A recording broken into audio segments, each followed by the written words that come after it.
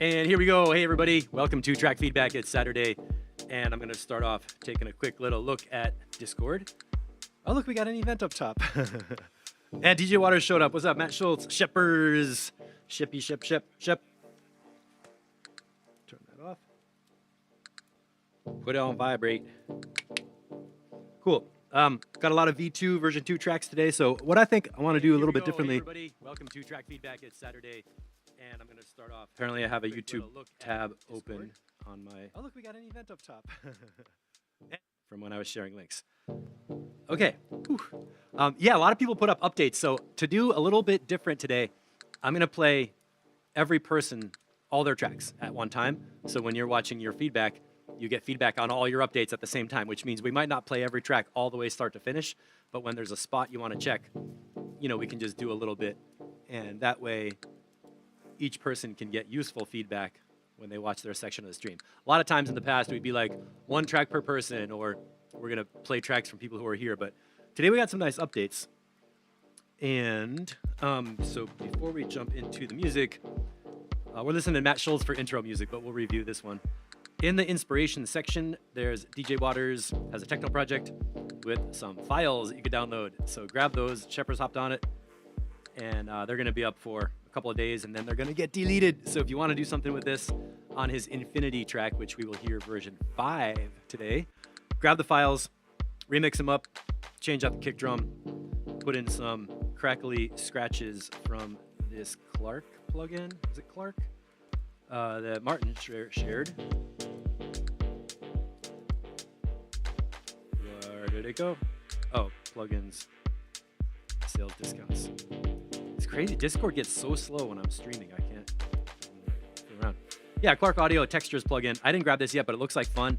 And there's all kinds of like found sound, Foley, scratchy background noise, ambient stuff. If you're not spending hours and hours hanging out in the train station with a microphone, then maybe you could grab that plugin, which is free right now. And all I really wanted to do was make sure that I got all of the updates. Is there a dubstep track? Vegas, holy shit, 12:01 p.m. Getting in under the wire. Cool. Tony, got it. Are you watching? And yeah, Caesar, right-click on that thread and set it to a week. And is this Breakbeats another new one? So Tony, don't post in multiple. It doesn't matter what genre it is. You can get it wrong with the name of the genre, but please post your link in one place, because now I see 2 different places.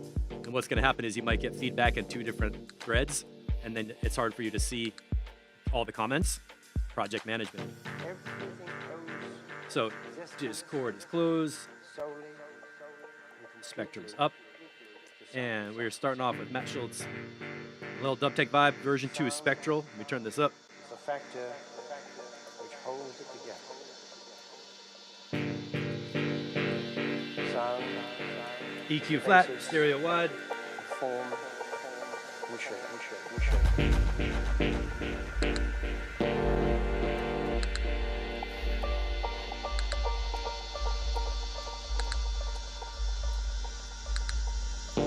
That's a nice sub-bass pulse.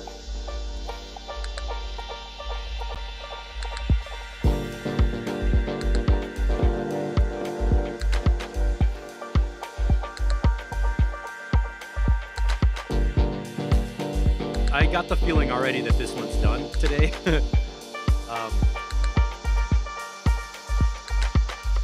And Matt, I'm not sure what your questions were specifically on this one. These ride cymbals sound great. In the background, stereo width. I remember we were talking about rides before last week.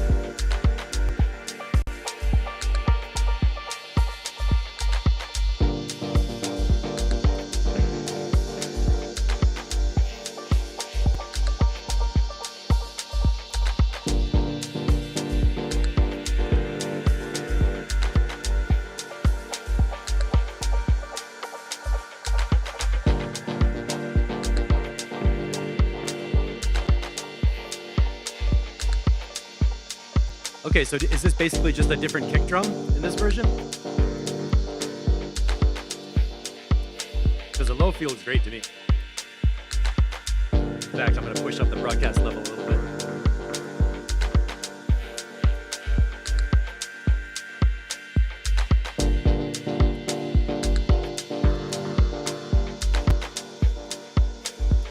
Mid-range feels great, synths.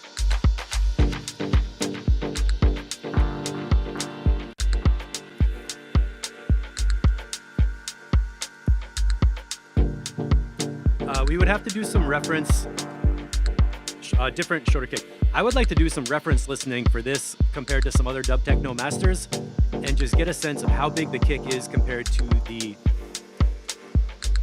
drum parts. Because right now I'm in the groove, the mix feels nice, but I know for me on headphones, sometimes the kick drum and the mix might be too big, but in headphones it sounds good. So I need some other people to check out like the kick drum tone and position and feel is everything. Do you guys think the kick is too loud compared to the other drums? Or in other words, like if you put this track on and start turning it up, do you get the sense that the kick is huge, but then the drums are just not quite as bright and crispy and loud as you want? So let's start this over and just do a little experiment here. The question is, can I get the drums to be like bright and crisp? I'm gonna do a little turn down the low shelf, turn up the volume and see what happens.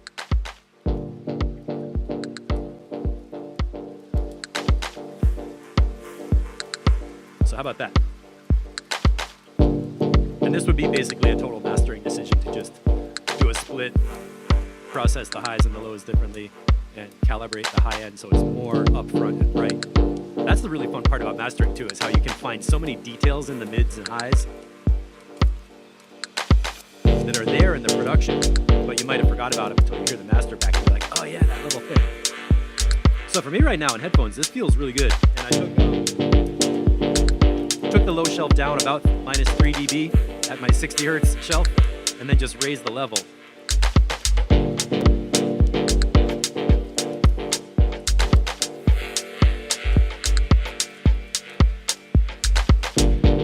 As always, for me the signature Matchel style is the whoop, how the kick drum and the sub bass are so close together in sound and feel. Hold on, there was a good transition right here.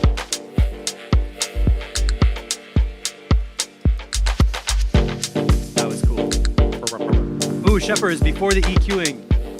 Sounded good, now the mids are too much. All right, going back to standard. That is EQ flat and try to level match. So with flat EQ, I'm feeling like the kick might be a little too big. So somewhere between this and what I did pretty extreme, like dump out, 3 dB.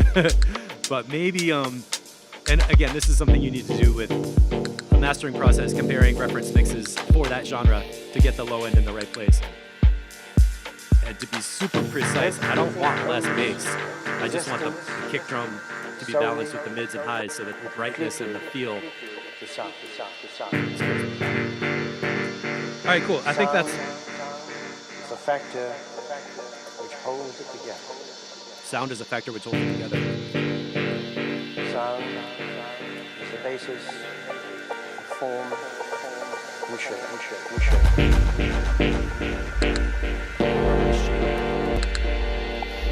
Let's go through to the drop. That synth is great.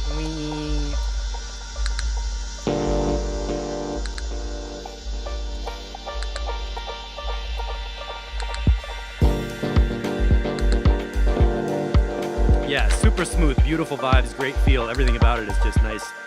Is this the one you sent out to Insectorama to get picked up, or was that one?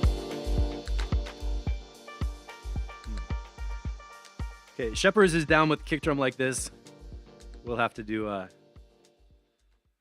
review. So Matt, I think that one is totally done and ready for mastering or mastering. Not funny. So let us know what you want to do with that, and if you get a master version, maybe we can do an A/B comparison with the original and master and stuff. And this was an interesting question. So Matt's doing a mix course, and here's a project where they just gave everybody the stems, vocals, full band. It's like a band song, like a rock band or a funk band. And the challenge is to mix it. So let's listen through and see what might need to change. And I want to start this off because this is the kind of song that starts with the beginning. So.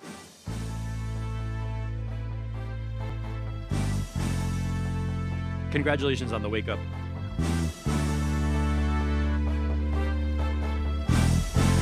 Right off, I think the horns need to be much louder and the bass line lower.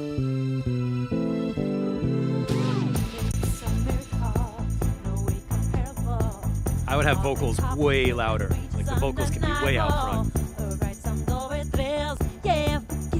And on my first listen, I felt like the tambourine should just be panned and stay there because it's moving. But for this kind of thing of a band on stage where you're watching it, it feels a little unnatural. Like you wouldn't see a person with a tambourine running across the stage back and forth. You might see a backup singer playing it. So for me, I would like the tambourine to just go to the one side and stay there, maybe on the right.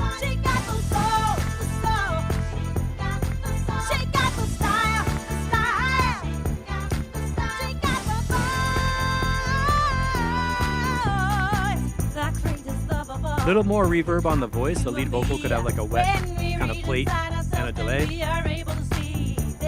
Oh, only EQ and panning done so far. Okay. Did they specifically tell you not to do volume leveling?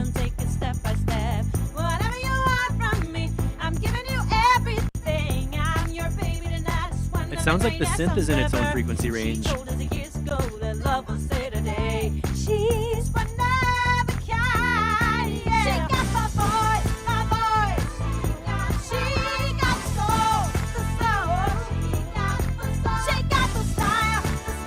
So the brass section.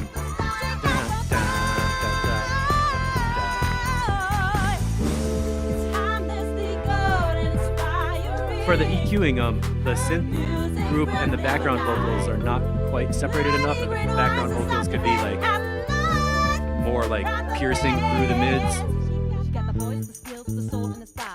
Oh, they gave you the panning of the tambourine.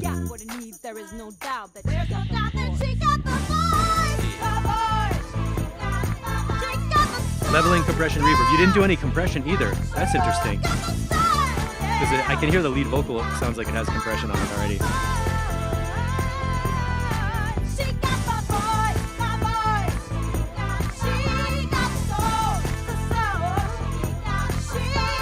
You know what? I'm hearing the backup vocals on the left and the synths on the left. What I would do is get the...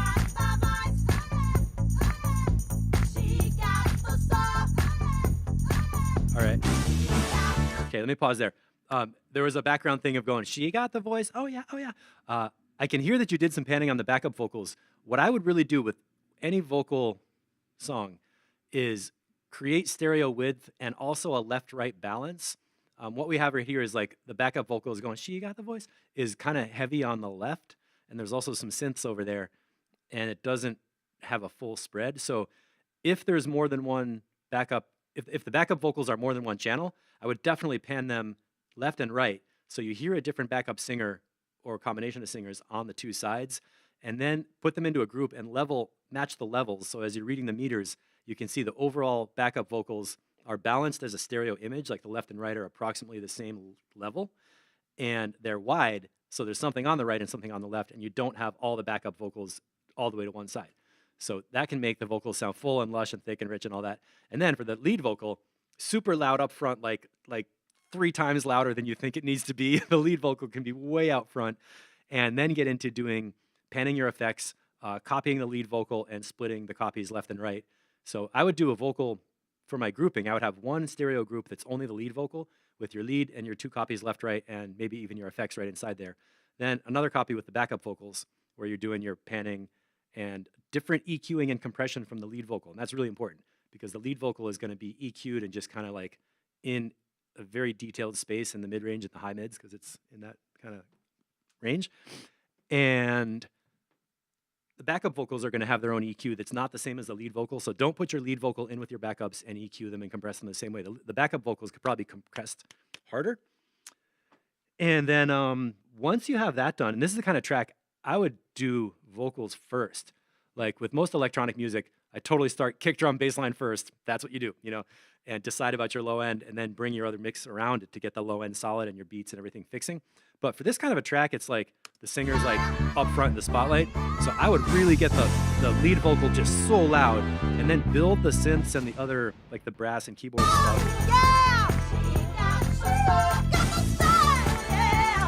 and build the mid-range mix around the parts of the vocal. And even like after you get your vocal really big, you could go to your instruments and notch out specific frequencies where the lead vocal is hitting the most important notes in the song. She's got the style. What is that? Let's see if that's like a B flat.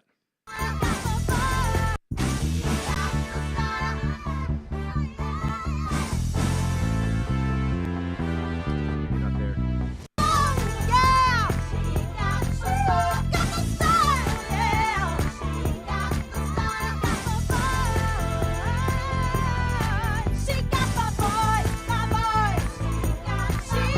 Is it in the key of A? The point I was trying to get to is figure out what is the most common word, the loudest word, the most important word in the lyrics. Go to the lead vocal, get that frequency for that note, like find out what note that word is, get the frequency for that note, and then go to your synths and backup instruments and notch that out, or even sidechain your instruments with the lead vocal. So the instruments are kind of big and wide, and the vocal's like ducking the instruments, and you could just mutilate everything else to make the vocal sound good. Caesar, quadravox or octavox, yeah. Yeah, there's a ton of like special effects you could do on vocals after that. So Matt is saying, do it in stages, like make everything sound good, place it in the sound field, then level it again and see where that goes. Well, yeah, that makes sense. And again, what I like to do for any mix is just ask the question, what is most important in this band, in this project, for this audience when they're listening? Why are they buying this record? Are they buying it because they love the singer and her face is on the cover? Or are they buying it because it's like a jazz bassist doing a record and he happens to have a funk track on there and the singer's a guest who's only on one song? You know, so once you can identify the priorities in the music, like for us, it's like kick drum, priority, bass line, priority. But for this, it's probably vocal, it's probably the stage presence or whatever. And you want to reflect that in the mix, and that's how you decide what's going to be the loudest thing. And there's a nice bass pocket, you know, it's got a groove. And we can talk about the drum mix and stuff when you get into leveling volume. So start with just working on the vocal groups with a couple of those things. And then, of course, distortion on the vocals, light it up, the hard remix. Doof, doof, doof, doof, doof. She got the doof, doof. Nothing but fun. What's that? Spectral. Did we talk about that? We just... Yeah, spectral. Singer in the brass section. And you know what? The mix model I would go straight into is the band Chicago. I don't know if you know them, a 70s like Coke rock band. They had a high-voiced singer, a brass section that was crazy, guitar, congas, piano, all kinds of shit. And if you listen to some Chicago records, I think that would be a great mix model for how to approach the levels for this.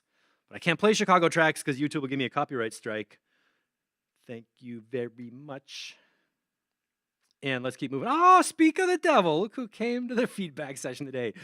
This is version 5, EQ back to flat. Let's see what we got. And as always, thanks for coming and hanging out with me on Saturday. Wait, what? Not quite an intro, but kicks right in.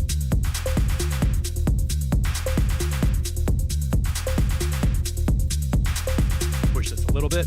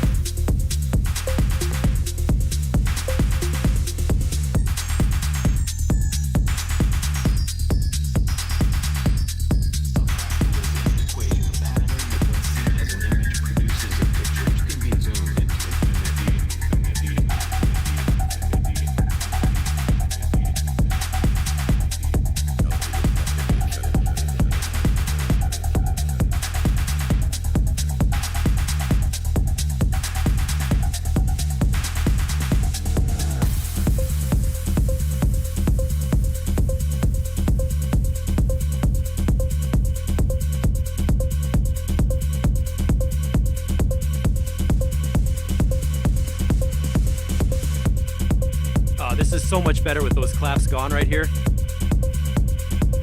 Now I can really get into like the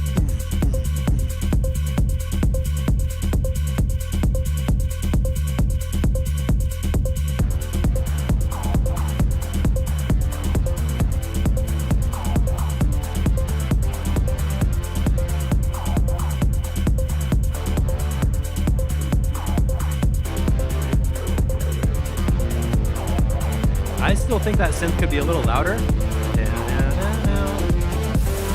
Oh, there it comes. Yeah. Yeah.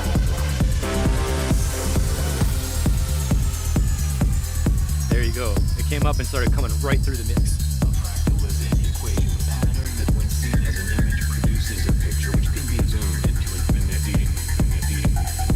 You could even make that vocal quote a little bit louder, but it's not really a problem. Good effects on that. Stereo delay and a little distorted kind of thing. You don't think the synth should be louder? I'm not sure what the I don't was, but it's okay.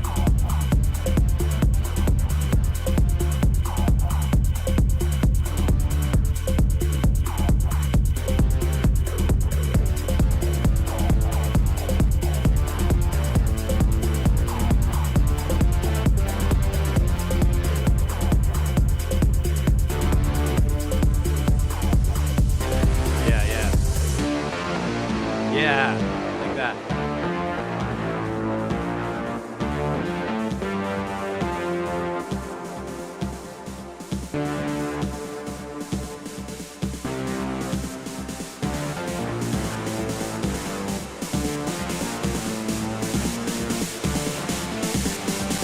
Yeah, totally. Going up.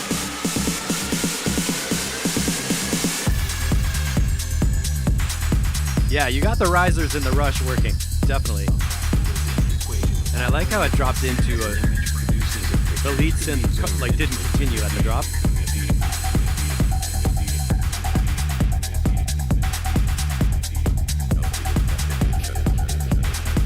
Where's 5.Split today?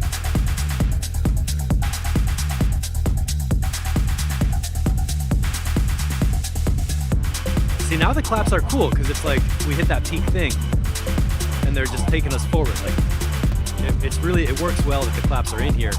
They weren't in the beginning. It's good.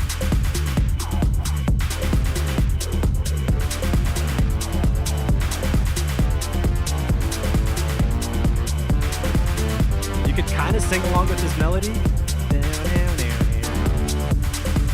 Okay, at that part of the song, this melody was really good at this main section, so I guess I was just being impatient before. I guess, yeah, it takes a really long time to hoover your front yard. Oh, mowing his carpet. I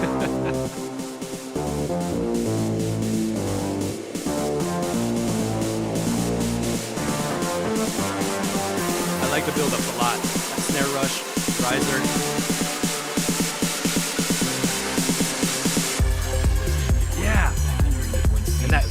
Hold on. Was the vocal coming in the build-up?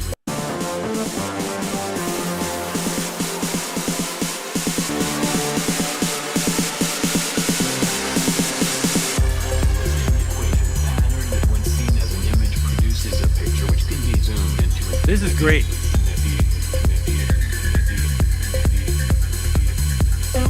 Those little pings. The way that came in with the...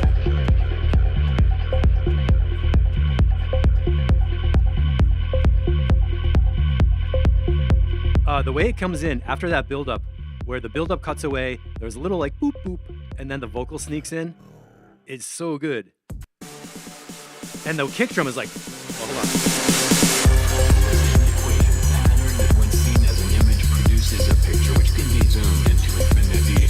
This mix is so good right here. The elements, the way they fit together, and the levels. The low end has this pitch thing where it's like,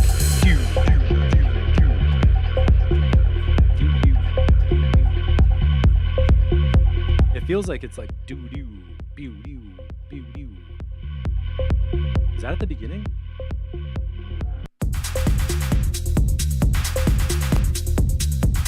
No, the beginning feels like there's a reverb on the kick and it feels more distorted than the ending. I can tell that that pitch is there, but it feels dirtier at the beginning, right? Which is cool, because at the end, well, let's see what happens here. How does the kick drum feel at this drop? You know, I just want to play all the transitions, right?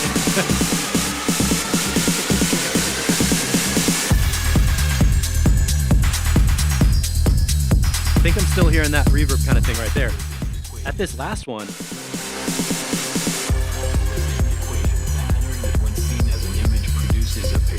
it feels like the kick drum is more simple and less rumbly or something. I don't know, but something about this ending mix really, really, really works. Wow, this is great. TJ Waters getting some claps. I think this one is ready for mastering, honestly. My biggest problem, my soul-crushing dilemma is the beginning, because it just starts off with all the stuff happening, and if I was gonna mix this in as a DJ, I wanna have the plucks, and like a hi-hat. Just those two things, so I can sneak those in on top of another track and have some time to play with it. Of course, I could take the low EQ on the DJ mixer, just cut it out and mix in this track, just without the low end. But for this kind of thing, I think it'd be worth it to build a 16-bar intro with no kick drum and do a build up and then drop the kick at the start. But again, that's stylistic and it's up to the person who's going to be playing it, how they use it. Slow fade. Nice work, man. Stretching the boundaries to produce something unusual. And as a reward, we're going to play the next track. No mix-in section. That's the only thing. Yeah. And this could totally be a 7-minute jam. That kind of shit is like gets you going. Really, really, for the lazy DJ, makes a difference. And the most fun part is that the middle of the section did not sound crowded with all those claps and everything. So like if you're making a track, this is for everybody. If you're making a track and people are saying that like there's too much going on or it needs to be more simple or something, sometimes the middle section can have all those elements that sound too much. But if you cut away the beginning and take longer to add all those things, you can really draw people in with less, like a kick drum and a hi-hat. You don't have to have 5 layers of percussion starting from the beginning going all the way through, because then you get to 2.5 minutes and the percussion's stale and it's like, track falls flat. So if you feel like your tracks fall flat halfway through, go back earlier and see how much you can remove and still have a track before you get to the middle. That's a general purpose. And now for something completely different. Enter the beginning. The beats.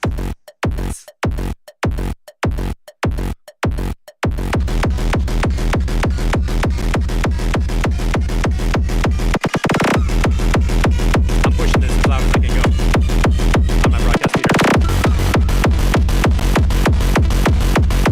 Headphones up.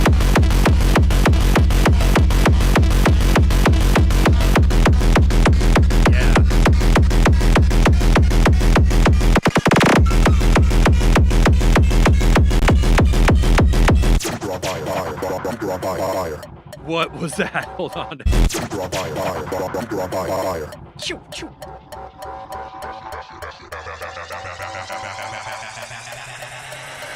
Drop. Oh my God.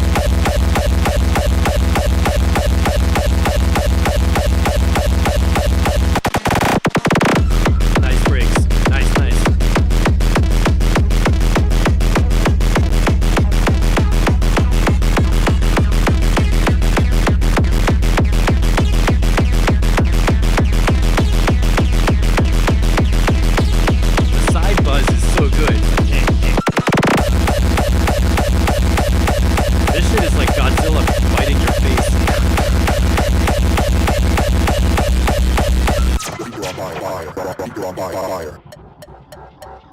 This little counting tick is awesome. It's like a countdown, like a bomb.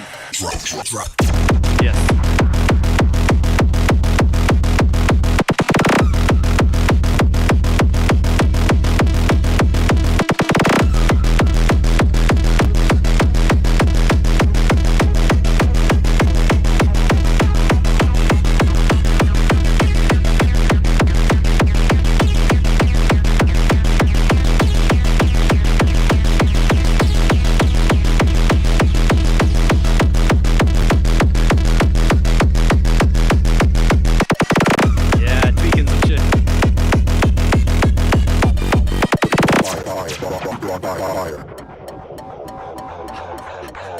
Take a rest.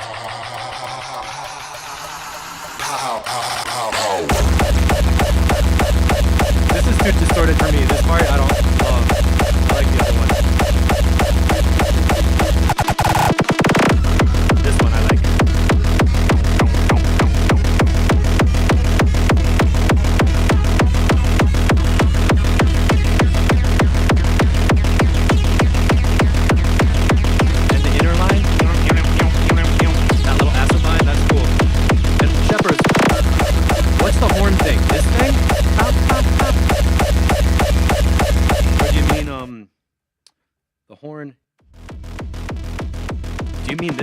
thing.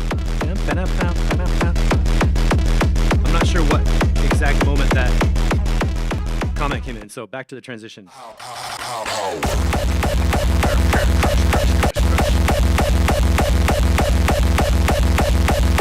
Matt, the drug for this is fire. You just light your foot on fire.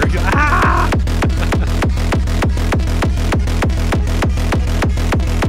This part with that riser.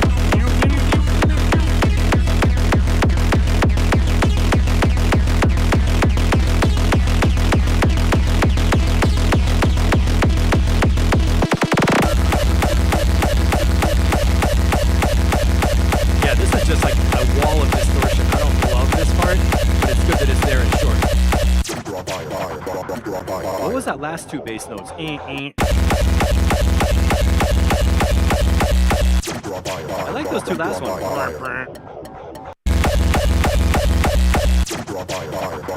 Those last two little ones are fun.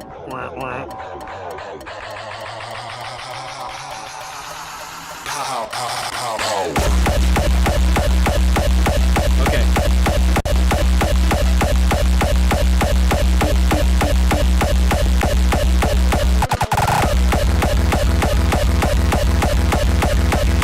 This shit is dirty.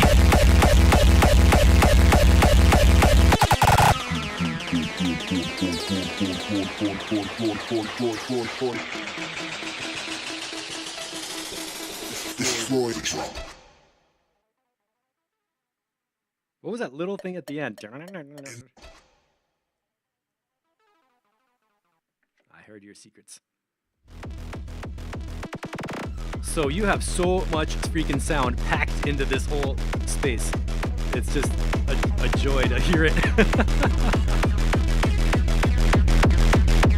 And the bass is so focused, like each hit is like coming at you in the center. So these kind of kicks I like a lot. The contrast here is like so distorted, it's too much for me. I could not listen to a whole track of this. But then we get breaks and it comes back to a more like individual kick drums coming through the fuzz.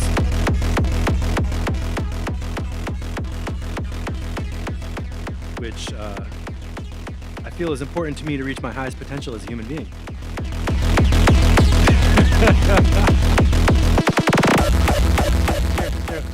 Amazing. 2 claps for DJ Waters. Good shit. Putting in the time and energy, making it sound good. I do not have any recommendations. A couple people said some things about tones or sounds inside the layers, but I don't think anybody can have a problem with that. And the first break, that stereo wide is so good.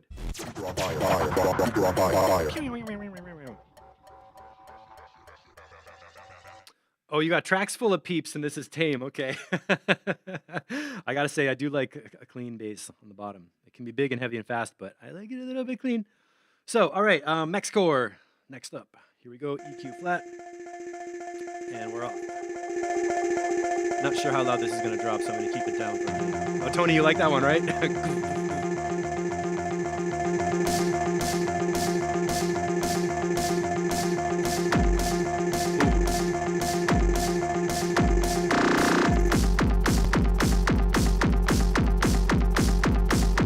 I think the kick could be a little bigger. There's a little bass EQ.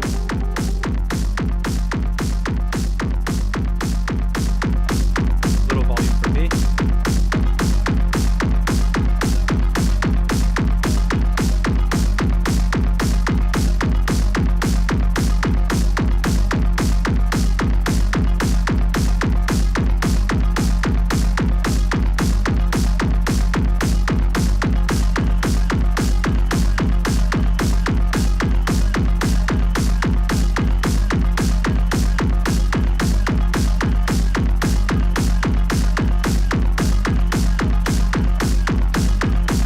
Dance on the half tempo.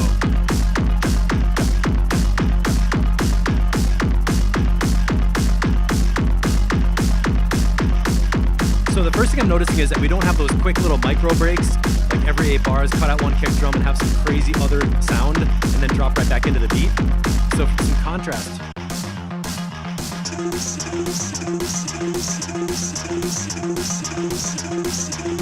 Yeah, Ian, that's what I was just kind of phrasing, but continuous kick with no kick breaks. This whole thing, like, you know what you could do? Ooh, I can't wait for that next part.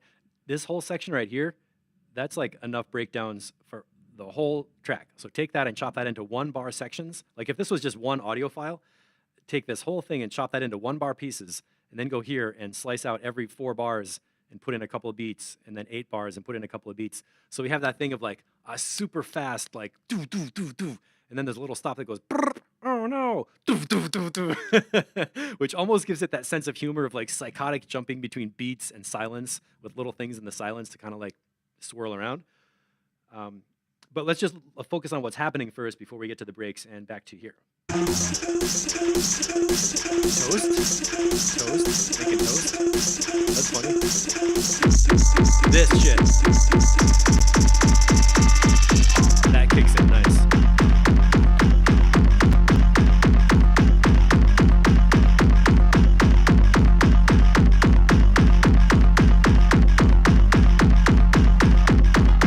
Yeah, that's heavy.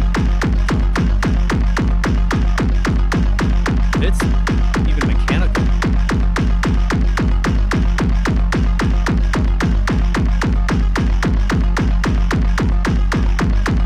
The 2/4 snare. Yeah. I think that snare is too loud.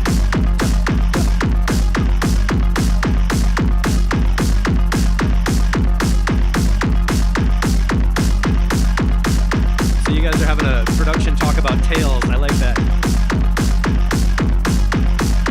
Yeah, okay, so there's a really fast little ticky that I think could be louder, and the snare on the 2 and the 4 actually makes the track feel slow. So I would lower the volume on that snare drum hit, take up the ticks a little louder.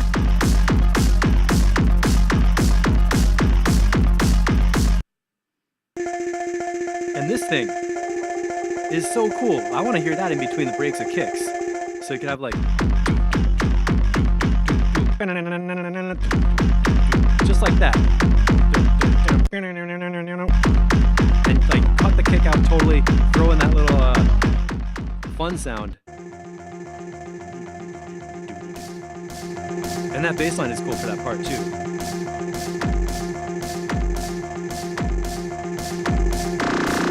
And that was cool.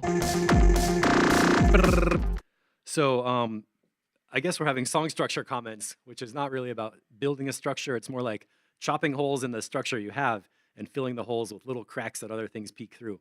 And you have all the sound design elements to use for that from the intro and the breakdown.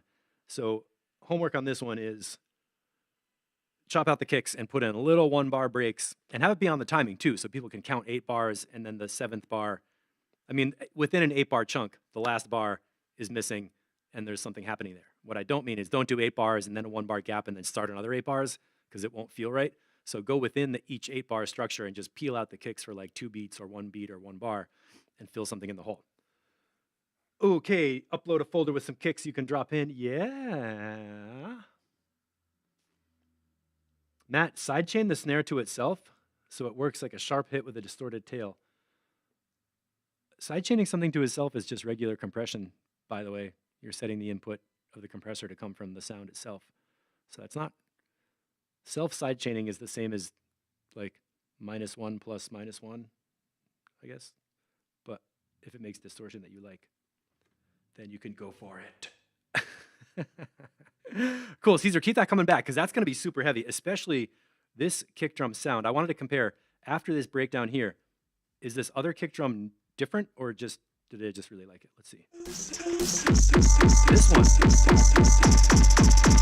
It felt like it was heavier than the beginning.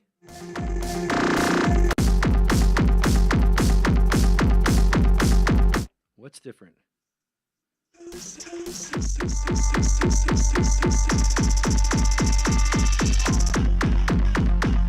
Oh, okay. So at the very beginning of that drop, the kick is by itself, and then the bass line comes in going. But I like the kick drum naked right here. This really cool. And then here, that inner bass line thing makes it a little more crowded. And this one is so simple and dope.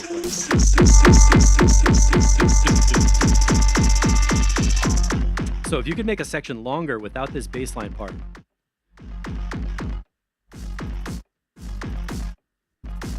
Yeah. So the sound that's going down, this one, I would use that as a intermission sound, a 1-bar intermission or something, because the kick drum sounds so good by itself that you don't need to have that bass line thing in there all the time, as evidenced by breakdown sound. Oh, right there. I feel like a dog when you scratch their butt and their leg starts going and you're like, oh my God, don't listen to me. Matt's talking about effects racks. Oh, okay. So kind of like a wet dry sort of thing. Yeah. That is cool. If you guys make me start making hardcore music, we're going to be hearing some crazy shit. I don't know if I could do it. And what was this one? Transients, we wanted a review of this. Was this a totally new track? Go back to EQ flat, sorry. This one for me, I can't tell if the sub bass is super loud. Feels good in my headphones, but I'm not sure. And how many tracks? We got a bunch of tracks, so I don't want to do a full 7-minute review on this. I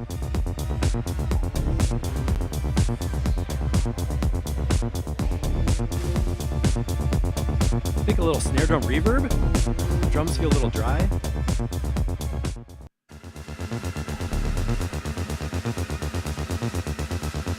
And give me some help on the low end. What are you guys hearing for the low end?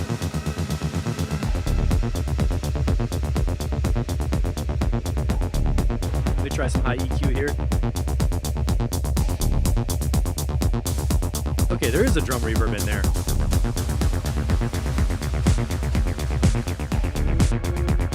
Again, on this one, the snare is actually a little louder than the other drums, so I think you could take your snare drum tactics down a little bit.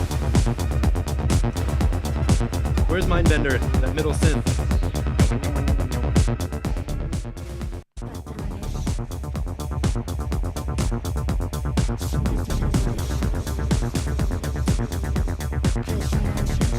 And those vocals have a little too much low frequency. It's fighting against the synth. Bassline too prominent, Shepherds. Probably the bassline could come down a little bit, or maybe do that thing where you split the bassline and have the side chain, have the sub part of it side chained really hard with the kick, and the upper part of the bassline could be loud.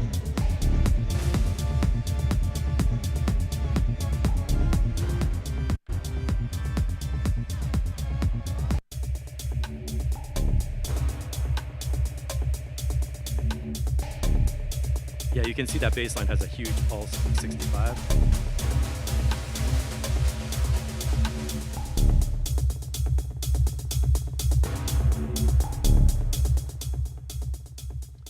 So take down the ARP style bass line, give the synth more presence. Hand hard right.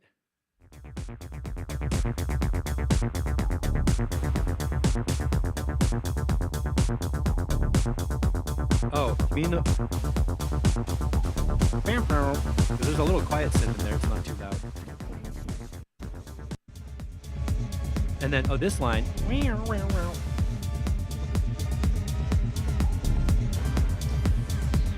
Yeah, that high melody synth. It's doing something cool. It's a little bit...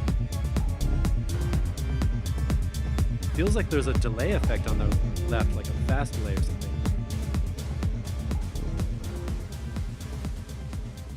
Okay. And ding dong. So Caesar, if you can let us know a little more of what kind of mix or production help you're looking for on that track. I didn't check. Oh my gosh, we had all these. Master 2. Caesar's got like 4 tracks up this week.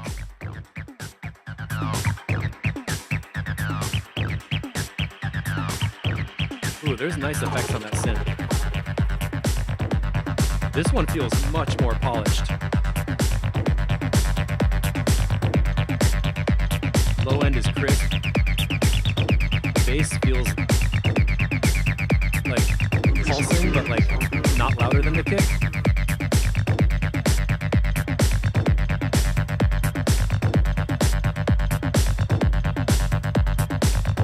This sounds great.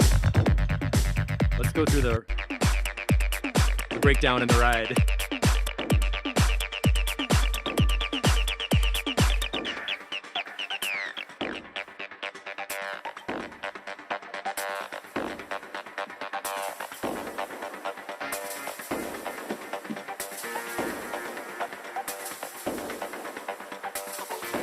Nice reverb effects on there. Very swishy.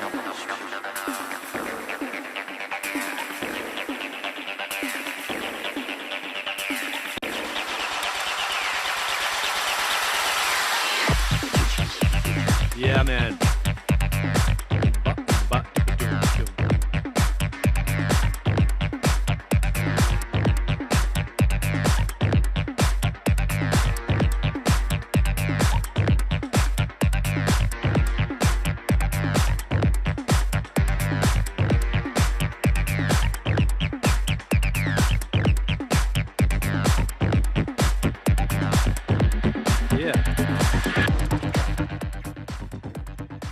Right, that double time bass line thing.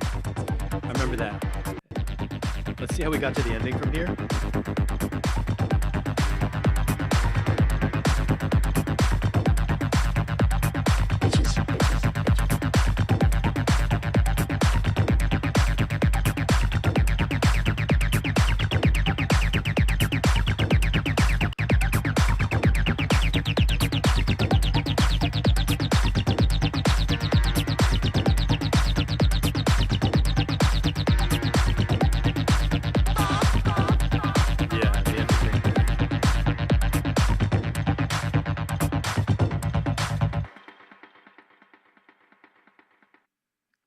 Cool.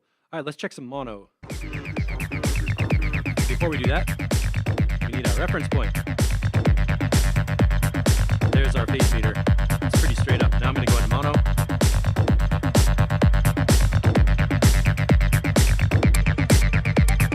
Yeah, most of this track is pretty straight.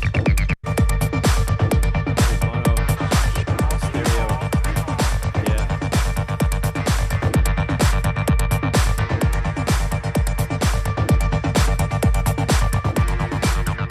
Hey, Paul.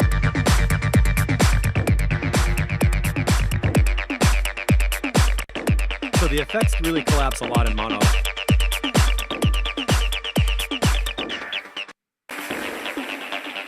Here's the build-up in mono.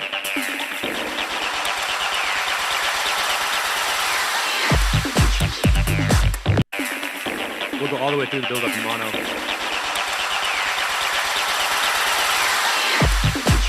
I'm a little more aware of the high-mid frequencies in that build-up. In mono, I felt like it was a little bit S-y. Here's stereo again.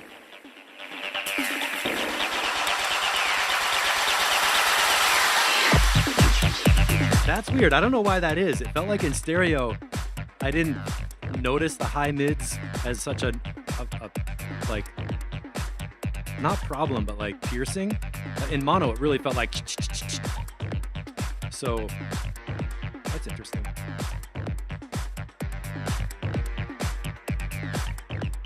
Yeah, amazing synth.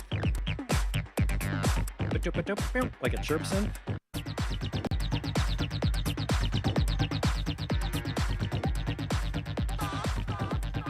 Cool.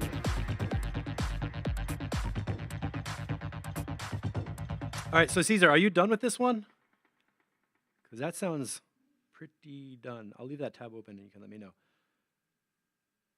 And before I do that, I'm not quite sure what that one chat message was, so I want to make sure I'm not missing something. Did somebody send me a track? No. Okay, and on we go. Shepard's is stereo, EQ flat, the Killer Bees.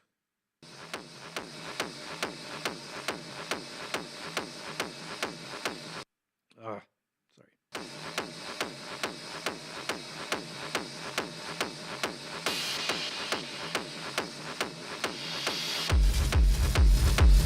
Okay, here's broadcast level coming up.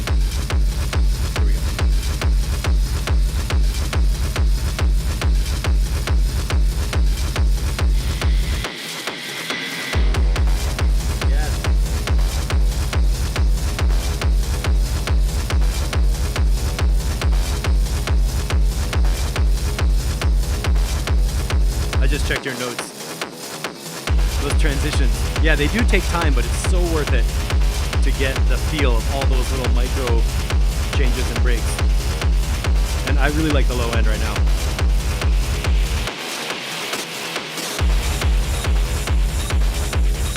Yeah, man.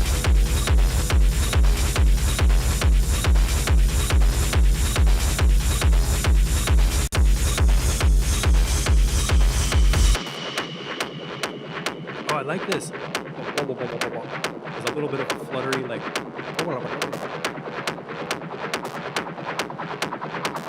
Get wet.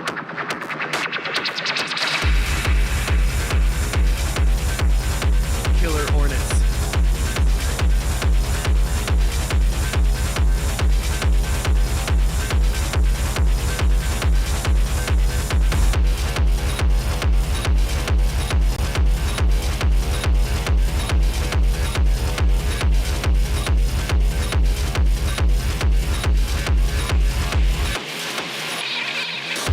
Nice. What was that? Meow, meow, meow, meow.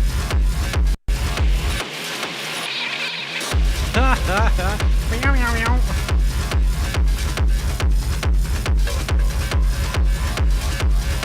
A little more mids. You guys want a little more mid-range for the Bs? Let me just explore the mid-range here. There's a boost and sweep. That's a boost at 150. 750. That's like 3,000.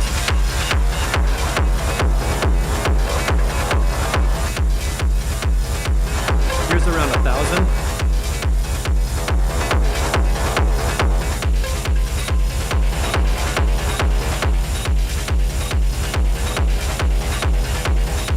I think it could use in mastering a little bit of a lift from like 1,000 to 1,500 or something. Just for that, the buzziness of the bees. But man, the low end is beautiful.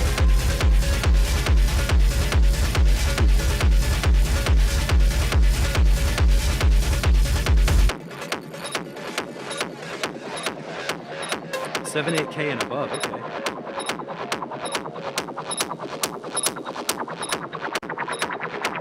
This sound. Yeah, man.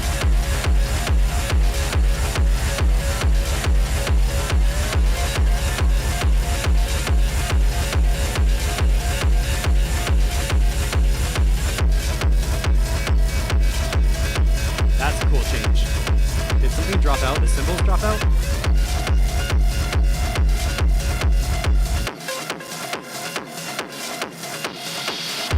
Nice. What was that transition? Something reversed?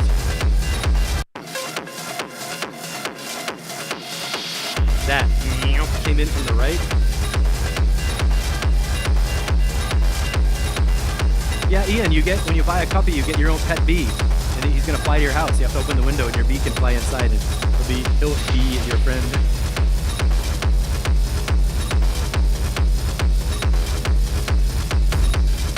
Nice double bumps.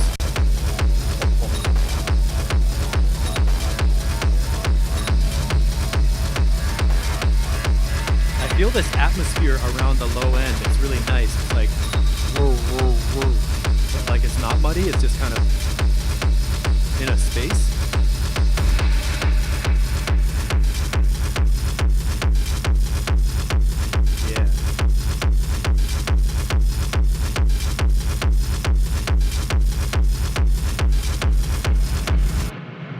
Yeah. That's the space. It's clear, you know, the space is like its own thing that you can feel, and the bottom end is inside of it and it's around it without being all muddy and mushy. So that's really good. I don't even know how you did that. I could guess, but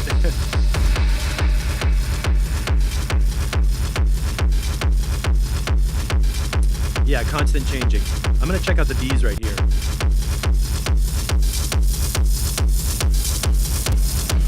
Those are crackly Bs. That station. Shepherds is getting some claps.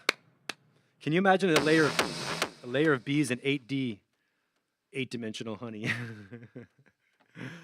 I think this is done. I don't have any comments. Did I have any comments? Especially the transitions were super cool. You know, and there was like a cool double over here.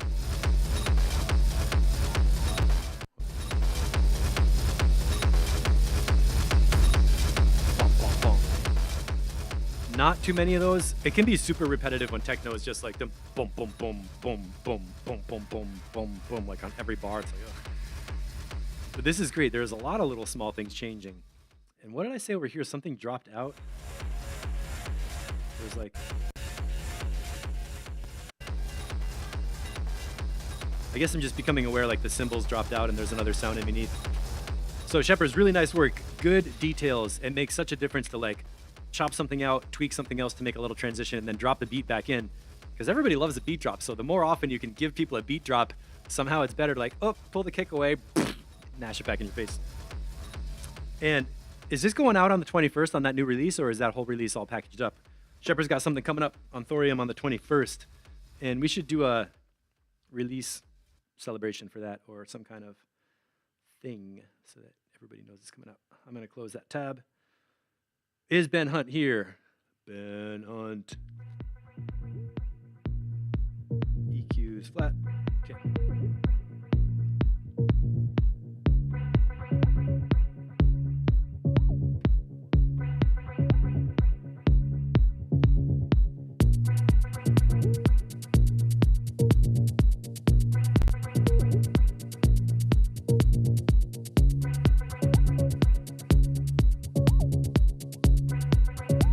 Does that kick have a little plink in it? The kick is like bing, bing, bing. Wait, hold on. I want to do this kick by itself.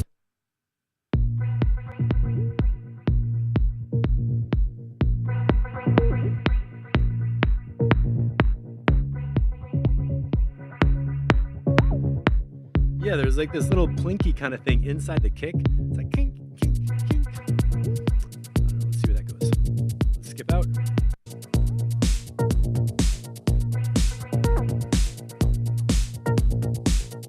Yeah, it's a click, but it's like a tone. It's almost like a pitch, like a little tiny metal block or something, like a ping almost. Good melody.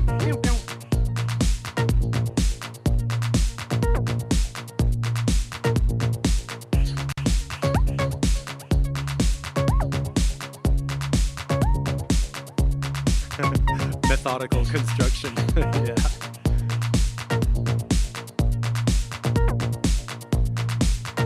Sort of close to the synthwave kind of vibe on this one from that melody.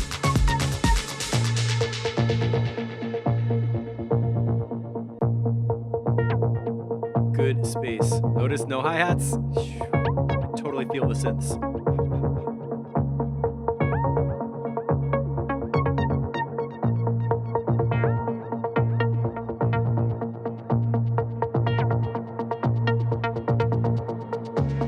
Maybe a little bit pokey in the 500s. Might want to kind of scoop some of that out of these synths.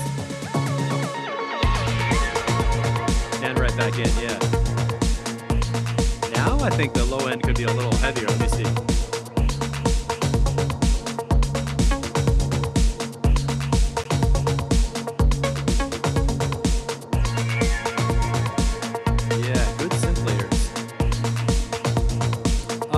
One of the synths has too much low mid. There, the bass line and that one kind of plucky synth are kind of overlapping a bit. Those high ones are great. Pew, pew, pew, pew.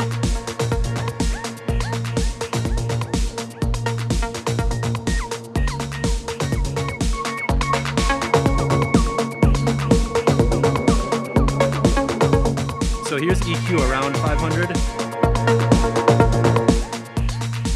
Scoop that out. You still get kick drum, bass line, beats, leads, and not so much of that. So this is a situation where there's probably multiple sounds where you could all put a gentle EQ dip somewhere from 500, 700 or something, and the combination of all of them will just make overall your mid-range feel like this.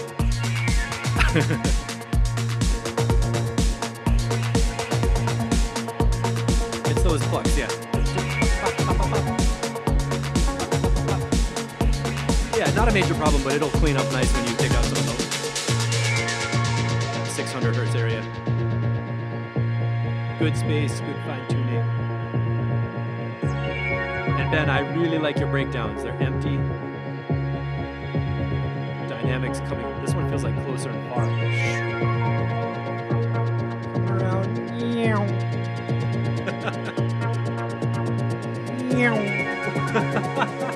It totally feels like that. It's like Doppler. Nice. The cymbal crash, the beat comes back in. What do you guys think the kick drum could come up a little bit louder? Maybe the bass line down a little bit and the kick up a little bit, like -3 +3, and then it'll feel like the kick is more like oosh, oosh. Nice sound design. The synth world is really good. Yeah, the breakdown was great. My Doppler breakdown experience. Drum mix is cool. What's that behind the snare drum? So it claps.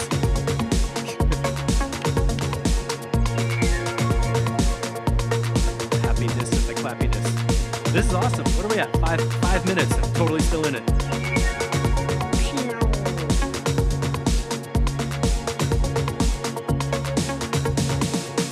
Nice. The snare drum taps, and then it simplifies out for the ending.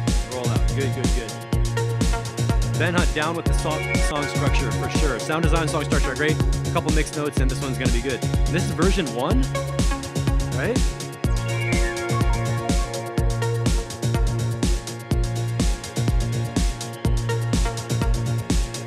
What's gonna cut out next? Ooh, a little pitch bend here. Perfect. Keep the synths going, beats are out. Perfect. Bassline's still in.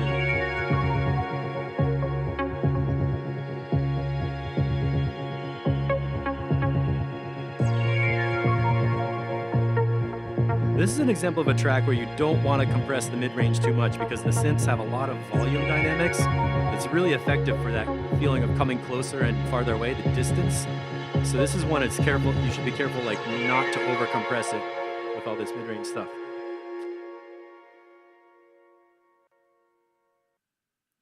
Cool, Ben Hunt. Matt Schultz, cheap EQ tip. High pass, move it up, dial it back. Yeah, that is a good tip. Take a high, when you're looking for the frequencies you want to dip out with an EQ, you can take the EQ and boost it up and sweep the mid-range with the parametric EQ, but you're still hearing everything else, so it takes more practice. But if you take a high-pass filter and filter it all the way up so the sound is almost gone, and then roll it back down, you can hear, like, where do you start to hear the most important part of the mids and the highs, and then below that is basically stuff you don't need. That's how I would phrase that trick. Tony Ryan, thanks for the comment. Speaking of Tony Ryan, we had this one, Dressing Gown. Let's play that because you're here and commenting, and oh, we did that one. I like to play tracks. And Oliver has a remix up too, version 2. There we go. I almost thought that was an ad. This one was on the line between dubstep and breaks or something, so that's cool. It's a pretty intro.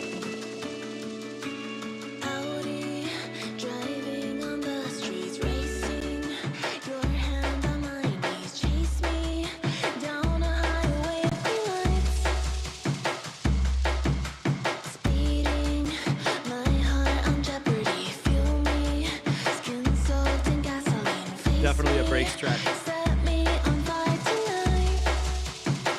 Dressing Gown, yeah, this is Tony.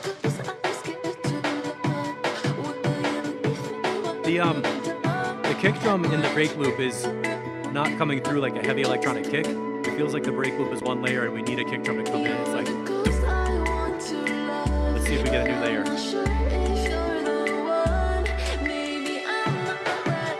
Yeah, this sounds like a sample that needs to be layered with another kick drum on a totally different channel.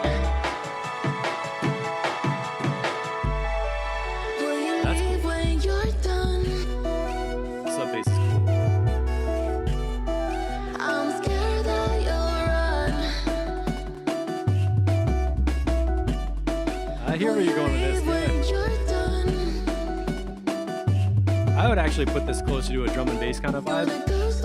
Faster break beats. Sub.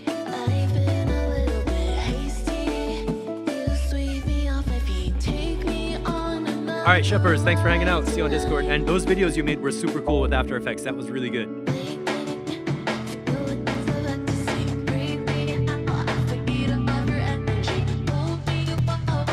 Oh, that bass line is cool.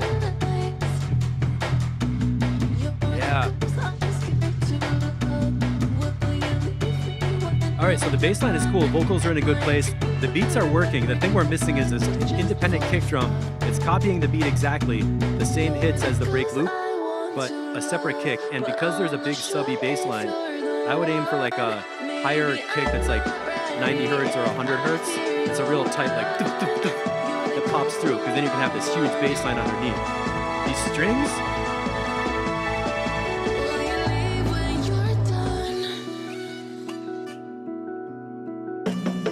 good.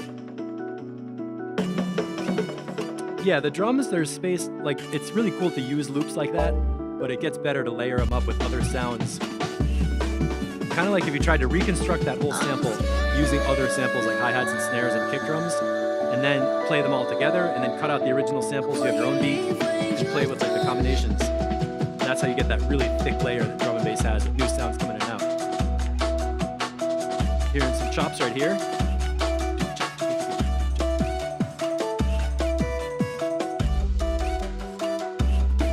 Cool, so I'm curious what you had for the remix elements, like I guess the vocals, the strings, and there's a guitar in there?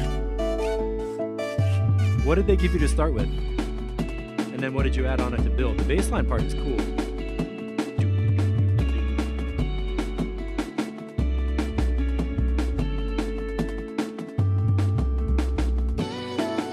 You could almost take this towards liquid drum and bass, almost. It's like dream, kind of floating.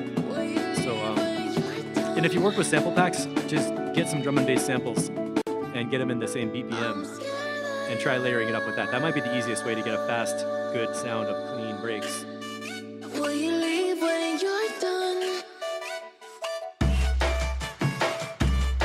I'm scared that you'll run. Yeah, man. Totally got the vibe. The quickest thing I would do is go for some drum and bass loops that fit this break pattern and get them coming in on the beat. And see which ones just feel better with the voice, so we don't have this one same loop all the time. And it needs a bottom kick drum pulse. It really needs a. We need that, like.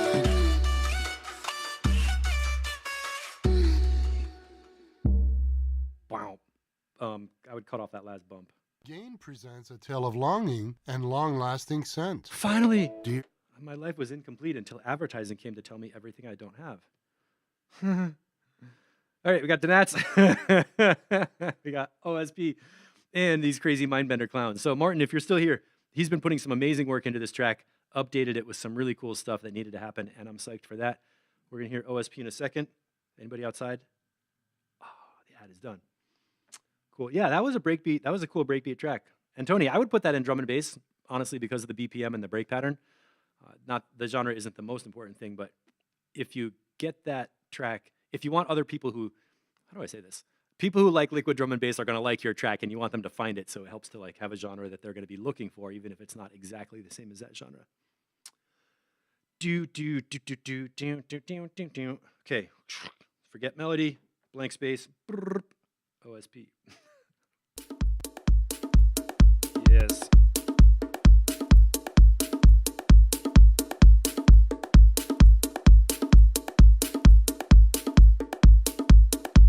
That conga is nice.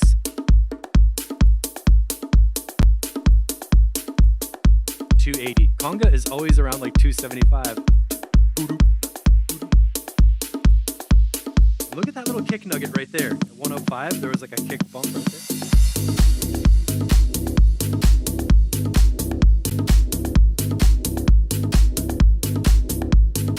Yeah, man.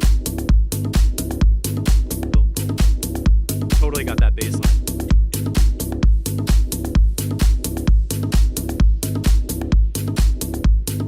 Hope that's not clipping on broadcast. Yeah, Tony, bring that back on Wednesday.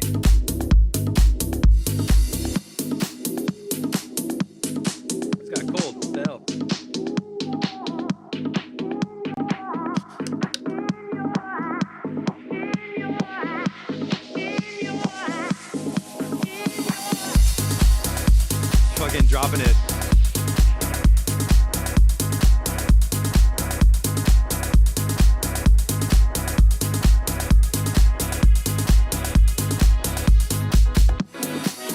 That's a transition right there. Do a chop chop.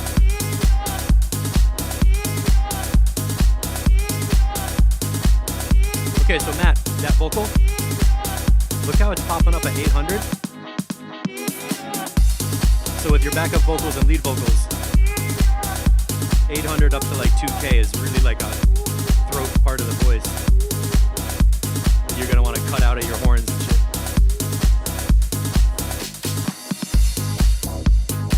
Oh, this. Wow. Those filters. This low end is tight, man. The bass line. Little high pass filter. Oh, that. Wait.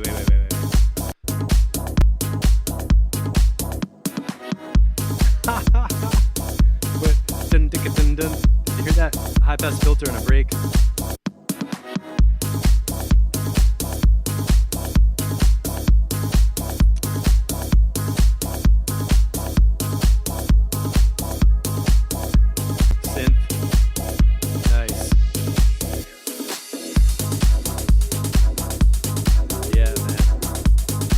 Like Shepherd's, always changing, very simple, same thing all the time, but it's always different, so it's fresh.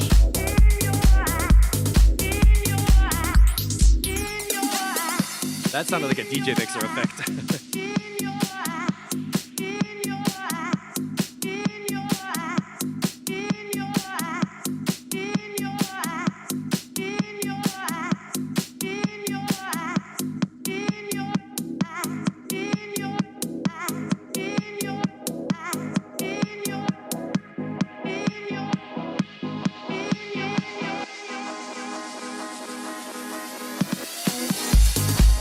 Okay, I have one feedback that the in-your chops, we heard a delay. Let me roll back. We heard a delay right here.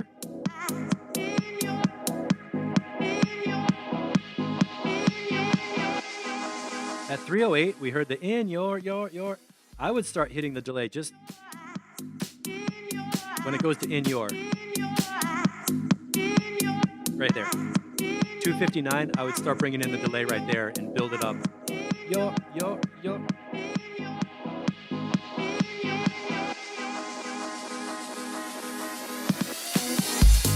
Small detail, but I think it would help because when the chop went to in your, it was like there was space for some more extra.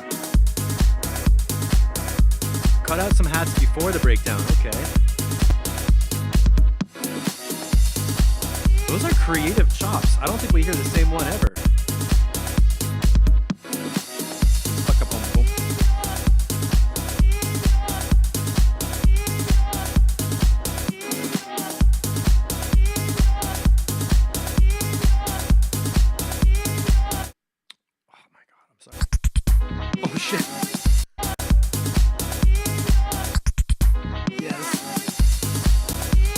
Trying to hit the spectrum and it happened to be a switch break. Totally playable. This is like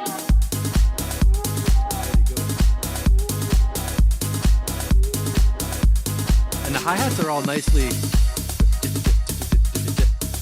rolling. There's the conga. It's almost on the edge of this Afro beat.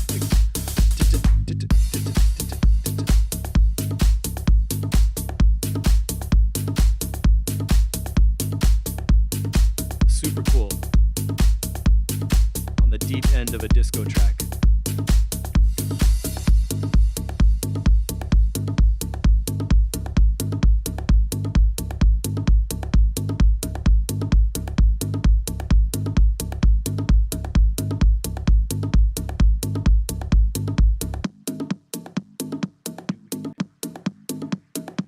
Coming in for a landing.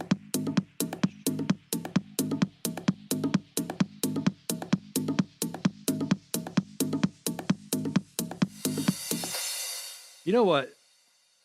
That last wash could be louder because the reverse crash was really loud. And right there, there's some kind of flanger white noise thing happening. It really could be louder. But let's just review a little bit this part where the DJ was talking.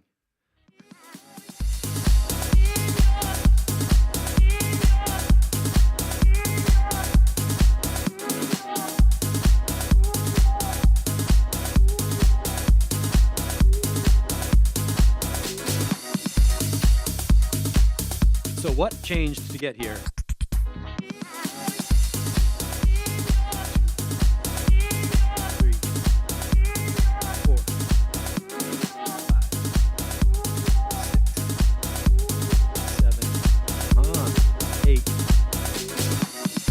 So for 8 bars, we had a glitch, a vocal sample, low pass filter coming in on the vocal, and then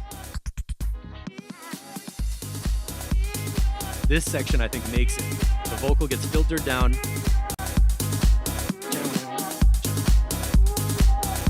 And then what drops out after this? So the vocal's going down.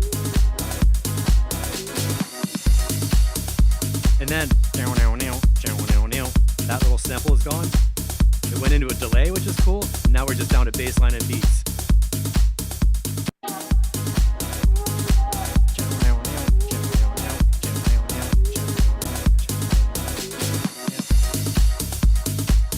You take one of those mid-range sample layers, hit it into the delay, echo it out over bass line and beats, and you've got like the house groove.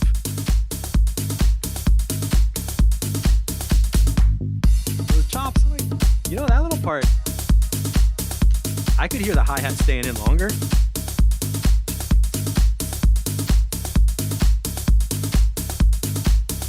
What drops out next? The open hi-hat left. I guess it was the right time. We all have to say goodbye to our open hi-hats from time to time. I don't have any notes. This track is great. Sounds done. Version 2. Oliver making release-ready tracks in 2 versions. Pretty good. Pretty good. Claps, claps, claps. And let's keep moving it on. Just Come Home, version 1. Did nuts. Who's out at the pub?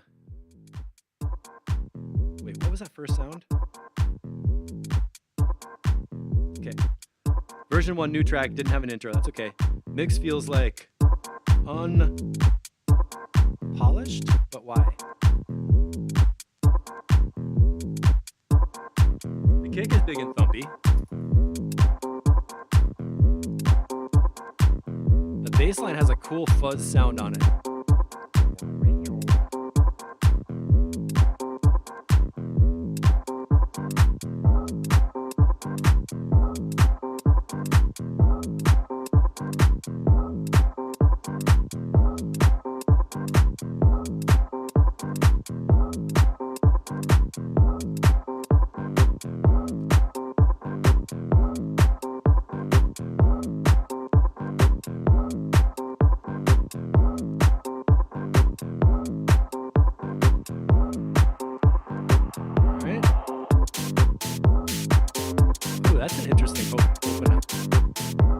Open hi-hat sounds like just a burst of static.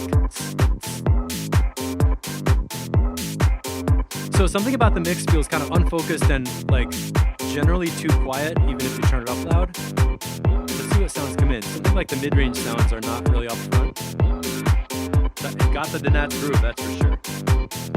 Sorry to keep looking at my phone. I got...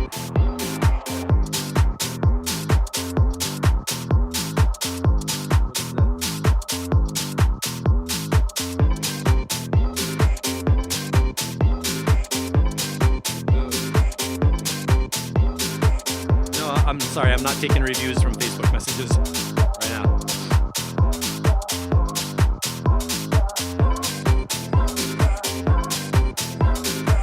All right, good. That vocal thing is now it's coming up loud enough to be like level with the kick and feeling like the mids are full.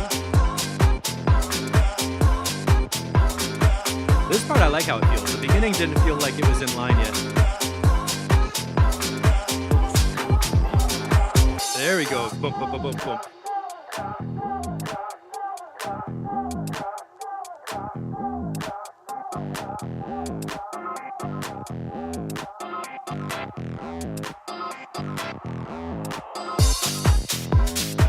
Those beats are cracking.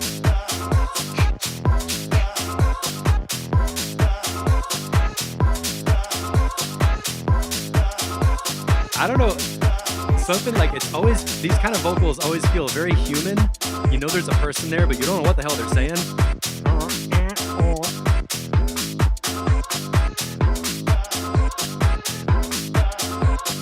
I would like the clap to be a little brighter. Like the hi-hat is really like hissy, and the clap is kind of dull. So I would get the percussion a little bit closer to a similar frequencies. Detail, but would help. Right now, it feels like most of the mids are on the right-hand side, the samples and vocal thing. So maybe check your panning and frequencies for spreading apart your harmonic elements balanced. And I love the top end of that bass line. This is definitely one to split the bass line and get that buzz layer up, super loud stereo buzz. This is cool right here.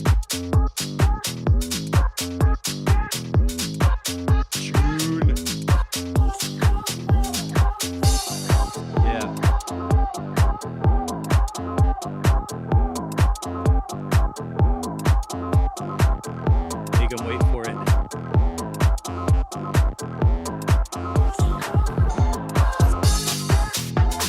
Yeah. I wonder if you could cut out a little bit more before this. So now we're in a nice groove, right? At that crash, take out the hi-hats. And here, 352, take out the kick drum. That's me taking it out. 2, 3, 4. And drop it back in, because 401 feels like a drop. So let's get rid of the kick drum before 401.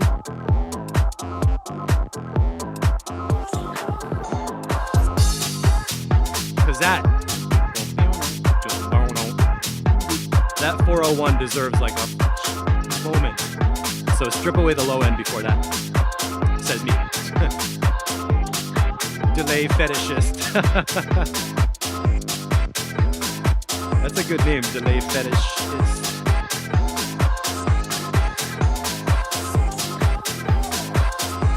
And I feel the voices are kind of more on the right. Like I want a little bit more of like that vocal thing on the left.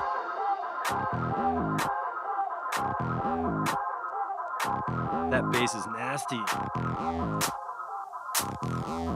It pushed the distortion on that bass.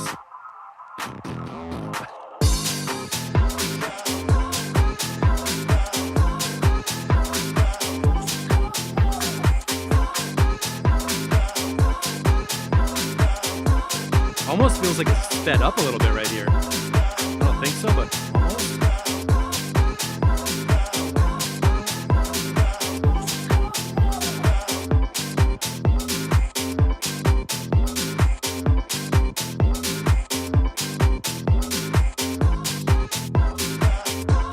And coming up soon, peel back some percussion.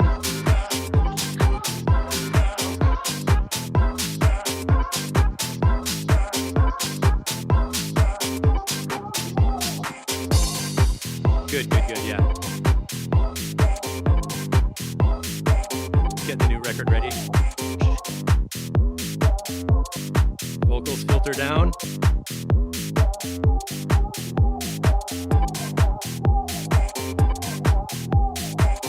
I like the blip.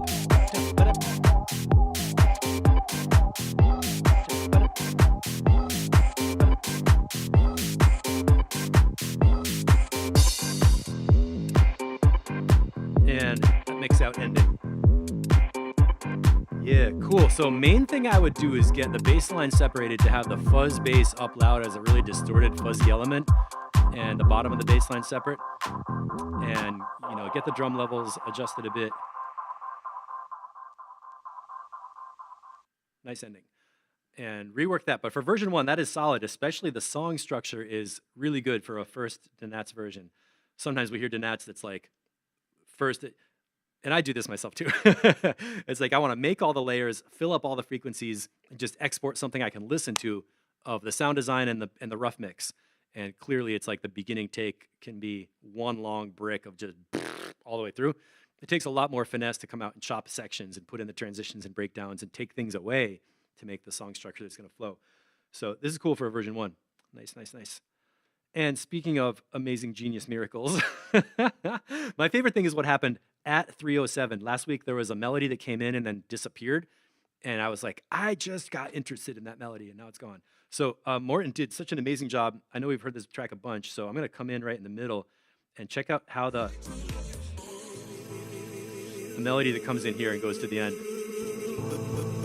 And we can talk about whatever else.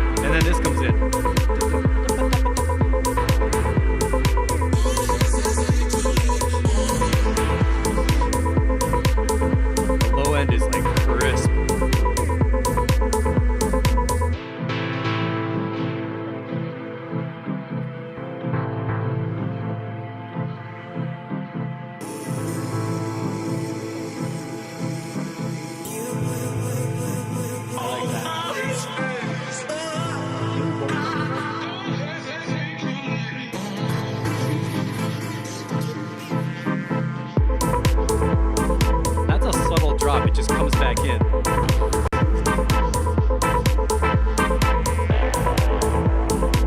So we're in between some dub techno sounds, clearly with an acid kind of side psychedelic layer, and the house.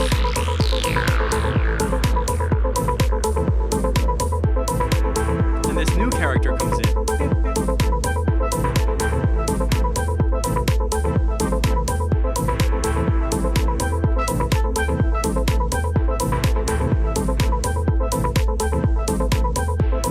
We heard a bunch of versions with different kinds of compression and stuff, and this feels so at home right now. It flows, whole song structure goes through travels, sounds are like top quality, the mix is great.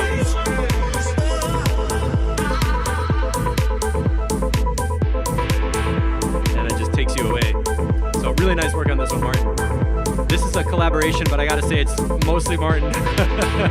I did a bit, I'm happy to be involved, but the details on this are so good.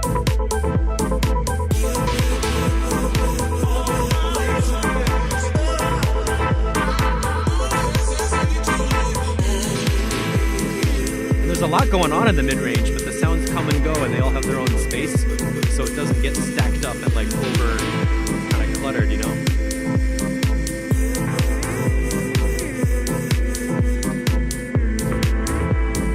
So before we go back and review the beginning, anybody who's watching who's new to the Mix and Texture universe, what you want to do is go to courses.mixandtexture.com and check out the hands-on session lessons, which are a revolutionary way to learn Ableton production because you learn by doing it inside guided Ableton projects. You actually download a project and do activities inside live with a tutorial that tells you what to do. It's awesome. You get instructions, automation showing you what to do, and then you can play with the sounds. And you literally learn by playing with sounds inside a guided tutorial that's inside Ableton Live at courses.mixandtexture.com.